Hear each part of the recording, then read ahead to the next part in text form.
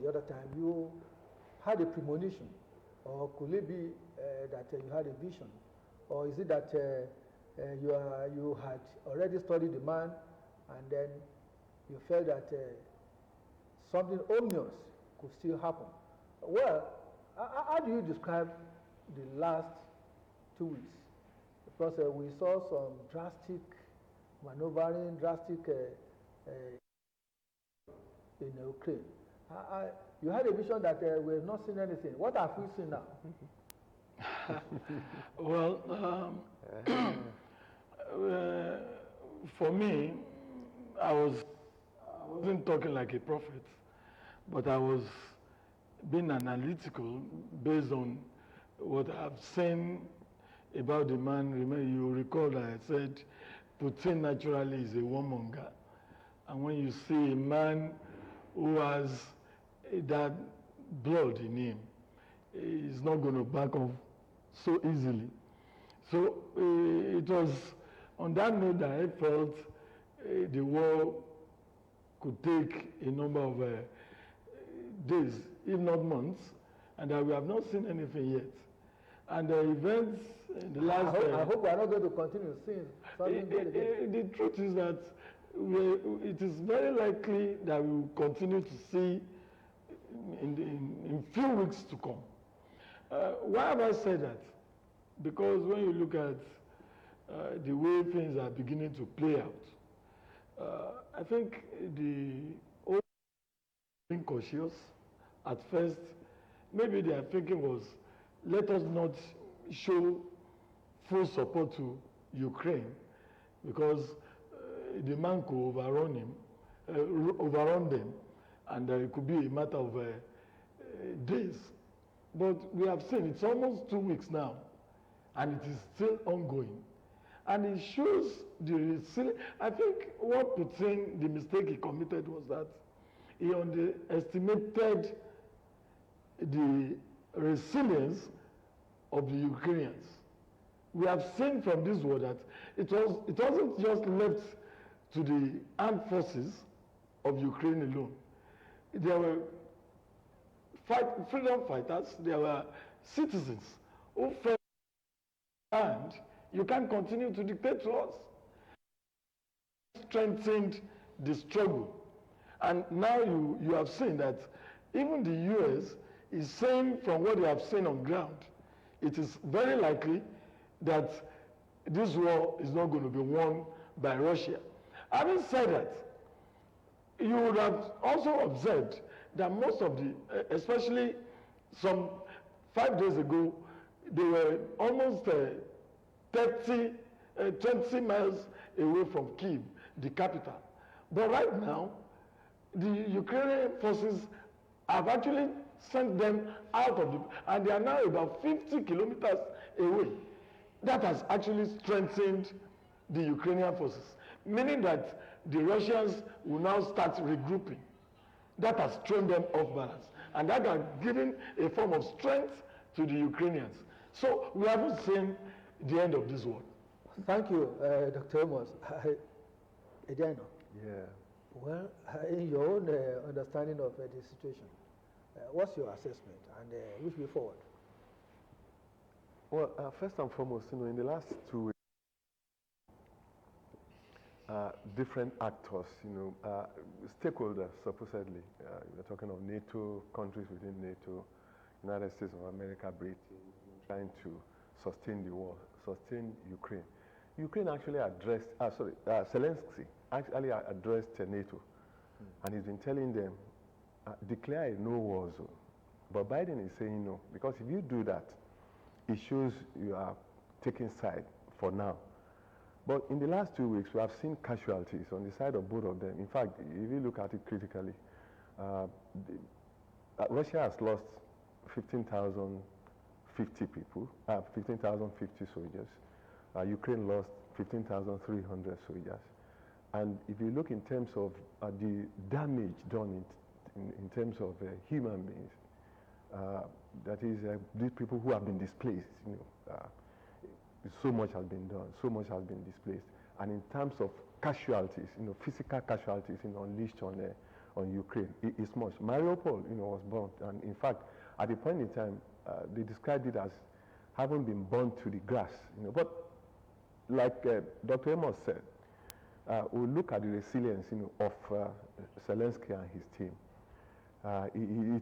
It's a war that they decided on their own that they will not back down. Yes, Putin has been saying surrender, but he said no. And if you look at it, we can see a replica in what actually happened between the United States of America and Vietnam. Vietnamese, led by Ho Chi Minh, actually fought an asymmetrical war. In other words, they fought a guerrilla war with people who came from America who did not at that point in time understand the terrain. They understood the terrain, and they did a lot of booby traps, and in fact they would attack them and go back. That's something like a guerrilla warfare, and that was one war that America will never forget, because America lost thousands of people. Even in terms of the prestige of America, it really went down considerably. So you cannot underestimate the will, the will of the individual, and that's what we are seeing playing out in Ukraine now. They are determined, and we have to give it to somebody, the leader, who supposedly was a clown, but he has proven that he is determined. He has proven to be a very good leader. He has been talking to, as I'm talking to you now, he's addressing the G7 in Brussels, and he's been trying to, tell America, please do something. And America has been sending, troops, sending equipment into that territory. In fact, America has given them $1,800, $million for now, and even sent aircraft, attack drones, and what have you. And that is what is sustaining them. But one other thing that we must take cognizance of is the fact that this war, like Dr. Amos said, is getting harder and harder, in the sense that NATO is grouping. Yes, they've told Putin, you are committing genocide. Yes, you are killing people in hotels, in hospitals and what have you. And that sooner or later, if care is not taken, they will take him for war crime. But America, Britain, Germany, and all the rest of them, they did not subscribe to ICI jurisdiction. They believe that they have their own system. So all those ones, ICI may not work. But what may work, what may happen eventually is involvement. If it's going the way it's going, is involvement of NATO, because already they are sending troops to nearby areas, Poland, Hungary, and all the rest of all those areas around there. Thank you very much, sir. That was very insightful. But before I go into another question, I'd like to just say that probably people didn't understand Zelensky. He's not just an actor. Alan is a lawyer, and he has also been somebody who's been serious-minded. He's somebody who takes his time. So people should not just take him as somebody who's just into funny things. He's a man who has great strength, and he's showing leadership to Ukraine. So, I ask for your take on this, and then I then say, what consequence does this portend for Africa? Well, I think the events of the last 2 weeks has called our attention to two things. Number one, in Africa, that our supposed non-alignment policy will not take us too far. Yes, Biden is saying we don't want to take side. Apparently, that is what he's trying to say.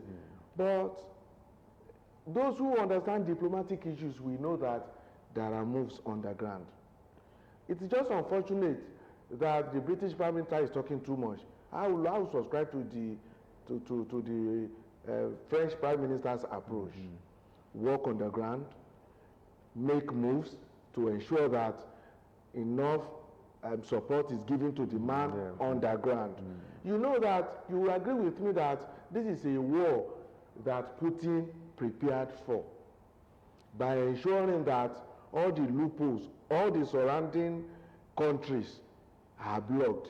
The Crimea, you have countries like Slovenia trying to appear neutral when actually taking a side will have helped either of the warring parties to win or lose. Now, the implication for Africa, to be specific now, countries like South Africa did not help the matter by appearing to be neutral. South Africa did not take a position when it was time to vote at the United Nations. Countries like Mali, who are present from Putin, abstain from voting. Countries like Burkina Faso abstain from voting. When such votes will have meant good for either of the parties you are supporting. What am I saying? Africa is not united. In simple language, Africa is not united. Nigeria, that is supposed to take the lead, is appearing like a big brother to every other person. And the implication of that at the diplomatic front is that when a leader chooses not to take side, particularly on matters where you are supposed to be heard loud and clear, you pay for it when you have issue. Should I be specific? We are on air. Should Nigeria have issue with small countries like Benin Republic? That is when you know the implication. And what is the implication? The Francophone countries will align together. And you cannot convince me that Ghana will follow Nigeria in terms of war. Let diplomatic people talk about it. It's a topic for another day. I am saying that as the giant of Africa, as the leader in terms of economy, human capital, mineral deposit, and in every other area, Nigeria is supposed to take a lead. Now, take a lead is different from taking a side. There are two different issues. Taking a lead in condemning what is condemnable and trying to appease the actors.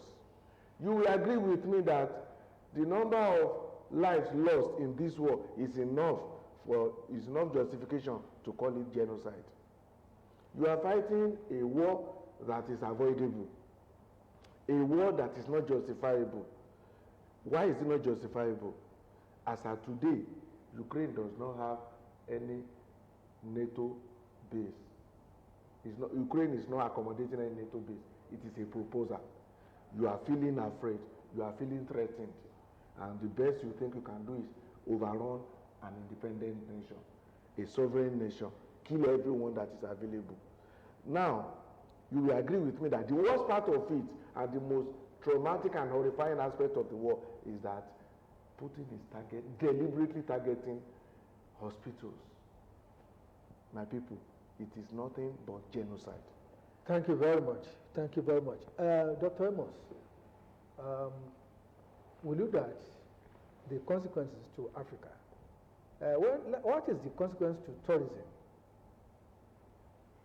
Whether in Africa or all over the world? Well, when you talk about the consequences to Africa, I think we need not just about tourism. Well, tourism is a big industry that is bringing us money in Africa.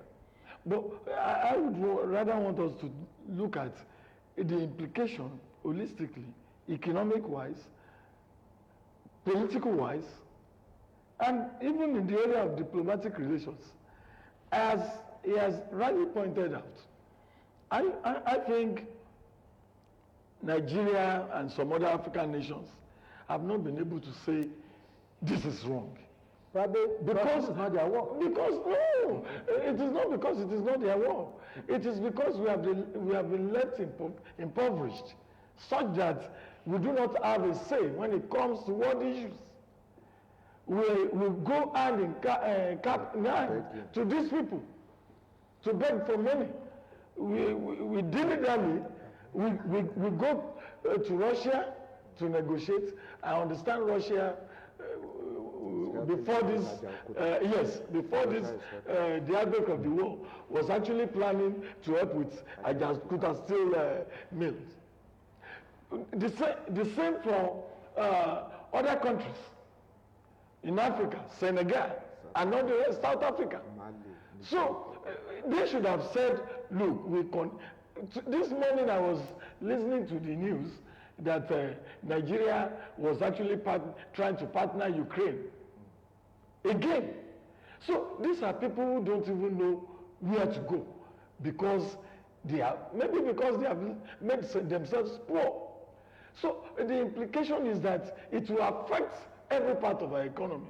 Yes, tourism is a big industry, especially in Kenya, in Egypt, even in Nigeria. But we just got out of COVID, and now the tourism industry is beginning to blossom, and this has occurred again. And that has had a lot of impact on the economies of these countries. And I hope we will just wake up as a continent to start thinking of doing it right. Because as we presently stand as a continent, we may not be able to say the truth to ourselves. Adriano, I don't know. What would be your opinion on this issue of the consequences to Africa? Well, when you look at global politics, whether you talk of non-alignment or alignment, I think the world is a global village now. Yeah. The non-alignment issue, that took place during the Cold War between the West and the East was conditioned because of ideology. Well, those ideologies are gone now in a way, because even Russia that we're talking about, I mean, there are so many millionaires, even billionaires in Russia, Sure. even in China. So the new market economy has encouraged us, ideology and all that. But when it comes to even voting at the United Nations, most countries actually, in fact, some didn't vote. So some abstained. But largely, most of them supported, were against Russia. Yes, at the United Nations. I'm talking of United Nations. They were against Russia. It was only Iran, India, and I think and China. They actually supported and actually came out, support because of relationship, military, trade, and what have you. So, well, the implication is much, because, like I've been pointed out, because we have popularized ourselves. Even talking of Nigeria, even the big brother we are talking about is no more there. Even Egypt is far better than Nigeria now. Morocco, even in terms of armament, South Africa is better than Nigeria. What are we talking about? Even in terms of trade, we only have those minerals, we have everything, we have human resources, we are not using it, we are not tapping it. So other countries have taken over.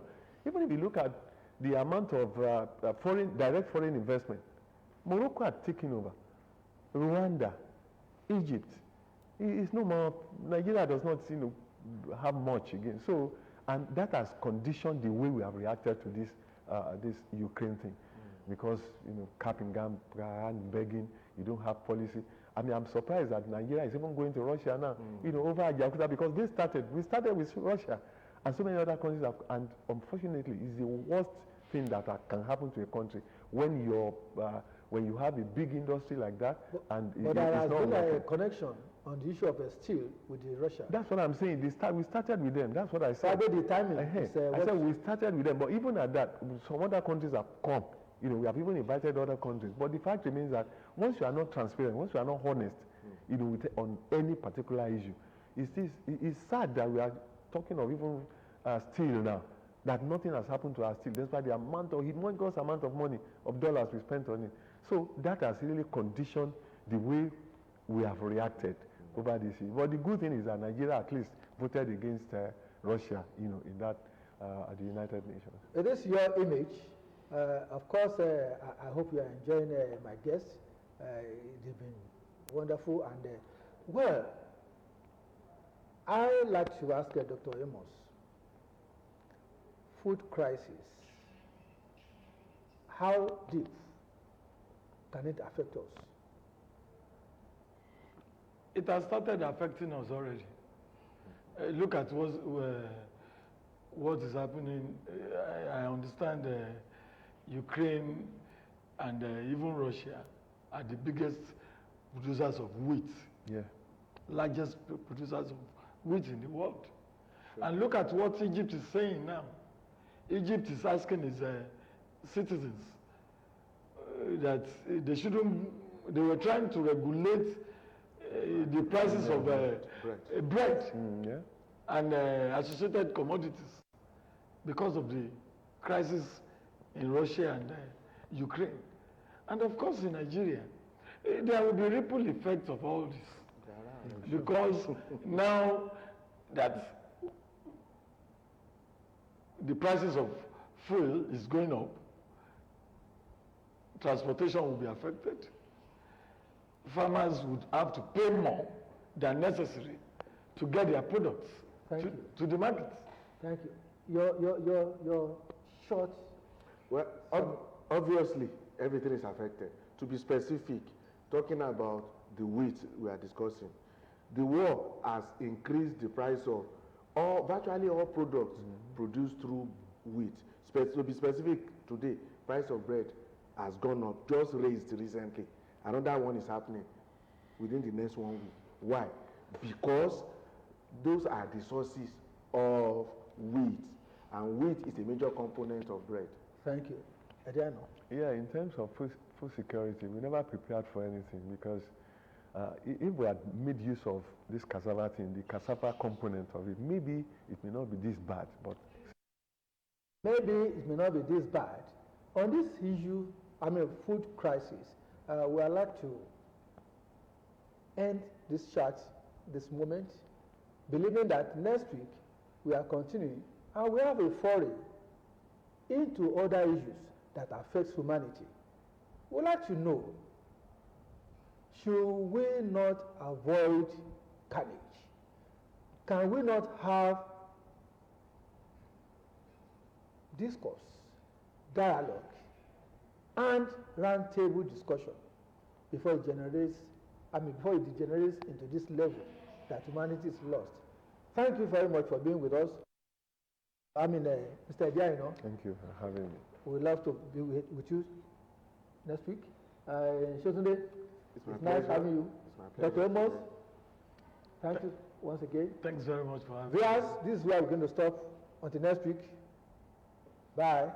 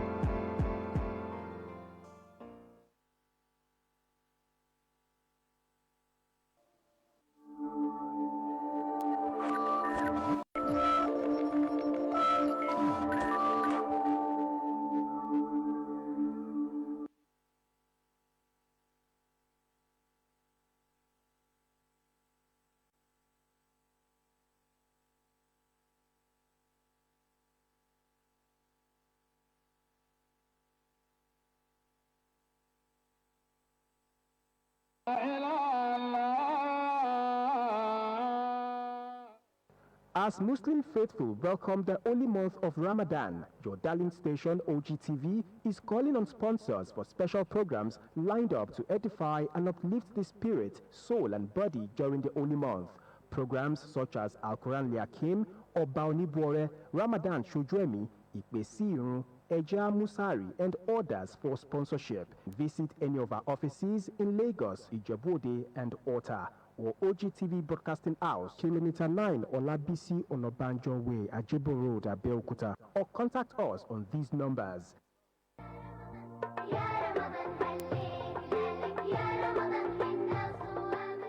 May Allah accept our supplications as an act of ibadah. Amina. Ramadan Kareem. One expert. Enjoy true feelings, a flood of emotions. The taste of victory. Are you ready? Use promo code and get 200% bonus.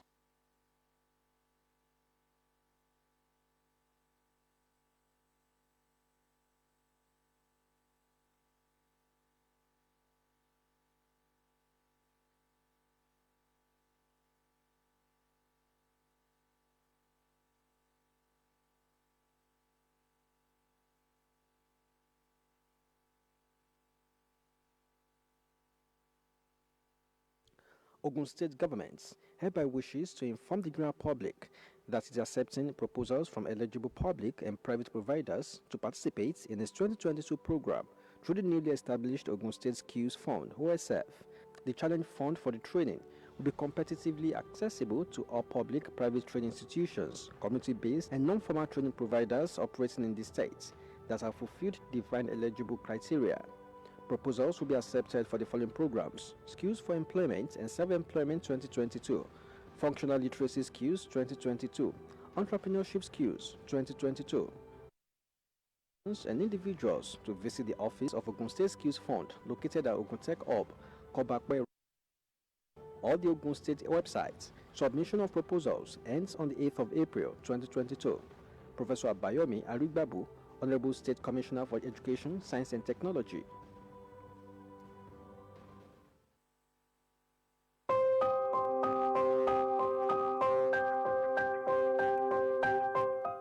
Gender and sexual-based violence is an issue that children and women have been subjected to for far too long.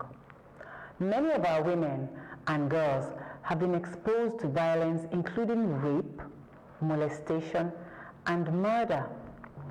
We have seen and we have heard and we have noted. We cannot and should not remain silent. The numbers are staggering. 1 in 3 women in Nigeria are exposed to sexual assault. We are talking about our daughters, our sisters, our wives, and our mothers. As chairperson of the recently inaugurated Violence Against Persons Prohibition Management Committee in Ogun State, we are working with all stakeholders, including you, to combat sexual and gender-based violence in our beloved Ogun State by helping survivors, indicting offenders, educating the public, and involving men in national conversation on violence against children and women. Our boys and men should be protectors, not perpetrators. Let us all lend our voices to say enough is enough. Everyone has a role to play. So let us take a stand together to end sexual and gender-based violence. Your voice can help save a life. Don't be quiet. My name is Bamidele Abiodun, First Lady of Ogun State. Please join me and let's fight this together.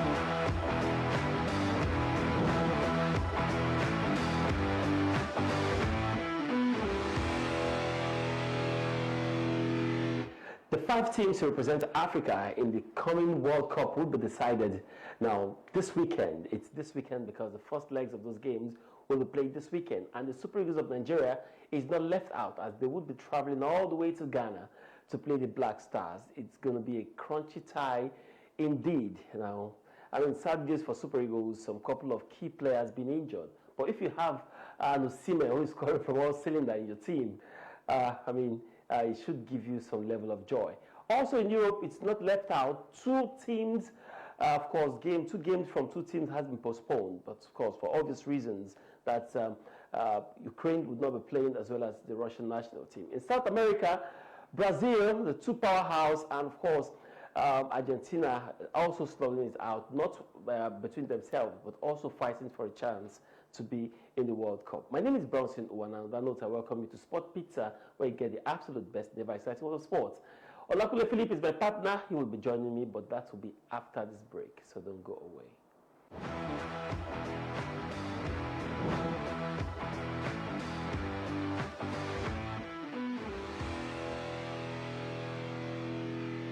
Welcome back. Now, my strike partner, Olakule Philip, joins me at this time. Kunle, good to have you in the program. Yeah, top of the day to you, Bronson. It's great to be here once again to talk sports. And I just talked about the African qualifying games as far as the World Cup Qatar 2022 is concerned. The Super Eagles of Nigeria against the Black Stars of Ghana. So much expectations, but of course, for some of us, there's really need for caution. But of course, we hope that the Eagles can get the job done. Yes, Eagles will get the job done, but this is not a time of complacency where you try to underrate any team. Now, let's look at the Eagles game proper, because we'll be looking at the Africans, the 5 games that will be coming up from Africans, and then probably give a permutation, possible teams to make it to the World Cup.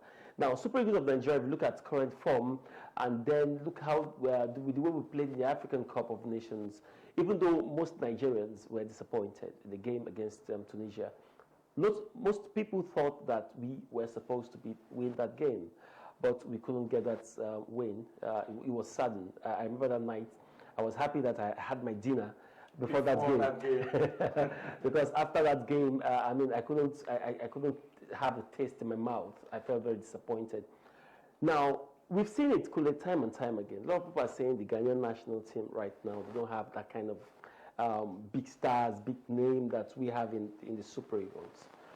Do you think that this might work to the advantage of the Black Stars? Yeah, Bronson, we've talked about this over and over again. When you talk about the game involving the Black Stars of Ghana and the Super Eagles of Nigeria, I think that the rivalry has been there for a very long time. I've been watching both teams play for over 2 decades. I remember back in 1992, in the African Cup of Nations, where the Super Eagles of Nigeria played against the Black Stars of Ghana in the semi-final. And then the Nigerian team had the likes of Stephen Okichukwukeshi, Ben Iroa, Mutiu Adepoju, and all the stars were on par. Emeka Eziogu, top players in our ranks. And we played against them. And they had players like Edward Ansah, who was playing in the Nigerian League then. They had Abedi Ayupele, one of the biggest players, biggest midfielders to ever come out of Africa. They had Prince Poli, they had Opoku, they had I think the former coach of the Black Stars as well was in that team that year. And everybody felt that with the likes of the caliber players, Rashidi Ayekine was in the heart of the attack of the Super Eagles. And then when the game, on the day of the game, before the game, prior to the game, everybody felt the Eagles would overrun the Black Stars of Ghana, regardless of the likes of Abedi, Deodati Lamte, and then Anthony Yeboah. But on the day of the game, the Eagles started like a house on fire, fired in. We got a goal from Mutiu Adepoju, that header. But the Ghanaians fought back.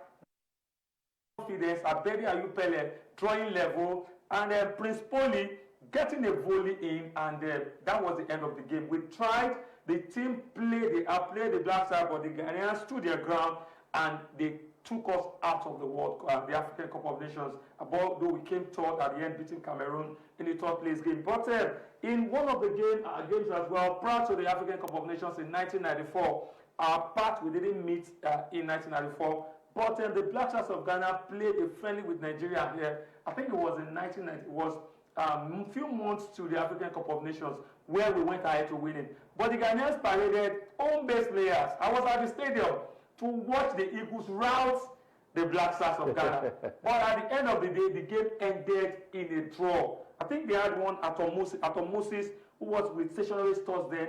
He was the one that led the attack of the Black Stars. And the Eagles, with the Alice of Stars we had, we couldn't beat them. These are games that when I look at, I feel very bad. And you know, when we're looking at this fixture, let's look at current form. Let's look at current form, because you can't take that away from football. We understand when it comes to rivalry, you don't want to put. I mean, Names doesn't play football anymore. Yeah. Now, if you look at Eagles attack, you have a certain Moses Simon who's doing very well. You have Osimhen, who is very difficult to mark right now in Europe. And then the right, I think a player will be who comes from the right side of the Nigerian attack. Yeah. Do you think the Ghanaians have all it takes to hold that attack? The striker of the former Super Eagles legend, Yakuba Egbeni, said, we have all the players in the attack. I remember one journalist from Ghana also said, for someone like Taiwo Awoniyi not to make the Eagles team, it's supposed to show how rich quality in the art of the attack of the Super Eagles. Even said, they said, we can even afford to borrow the Black Stars 2-3 strikers, and they won't be missed. So that, in terms of quality, you know, you can't compare our attack with that of the Black Stars. Semenyo, who plays straight with Bristol, and then there's a certain guy who plays for St. Pauli in the German that's Bundesliga B. Yeah. And there's Emmanuel Mohamed Kudus, who also plays for Ajax. He has not been able to break into the team in recent time. And these are the players that the Ghanaians will be hoping to parade against the Super Eagles of Nigeria. In terms of attack, I think we are far above them. Even in the midfield, then there's a certain Jordan Ayew who leads the attack most of the time. Ayew has not scored for Crystal Palace. I can't remember. I think he has not scored this year for Crystal Palace. And the midfield, yes, that's where we have our weaknesses. But I really can't say, apart from the young man who plays with Thomas Partey, who has been absolutely in a devastating form for Arsenal. I think is the only one and who, for me, is doing well in the midfield for the Black Stars of Ghana. It's unfortunate because when you talk about midfield and you talk about Thomas Partey, in Nigeria, the tale is different because one of our midfield maestro, talking about Wilfred Ndidi, is out injured. Bronson, I was looking forward to have those two together in one pitch. Play against Thomas Partey. It's just so unfortunate getting that knock against Ross in the UEFA Europa Conference League. It was a very sad one. It's a big blow because for me, Wilfred Ndidi has been the top performer for the Super Eagles for over 2-3 years now. And then for him to have missed a game of this nature, I think it's really a big blow for us. Who fits in that position right now?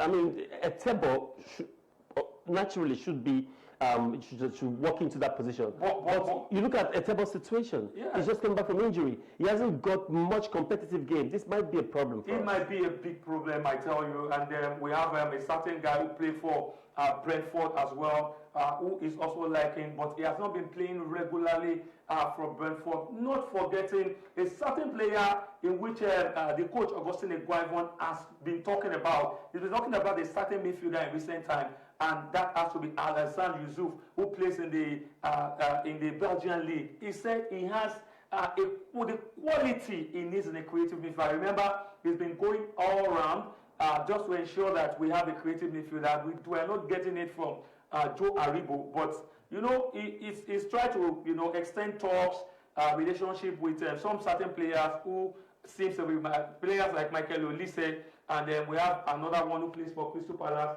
These guys are saying they don't want to play. Eze. They said they don't want to play. They're playing. They're not really coming out. So he's looking at Alassane Youssouf, and then with the injury of Wilfred Ndidi, I think Alassane Youssouf will be drafted in. But for a player that has never played for the Eagles, apart from the junior cadre competitions, I think that we really have a lot of worry. But Shehu Abdullahi has been playing as a defensive midfielder for his club. So I think that he might be given the duty.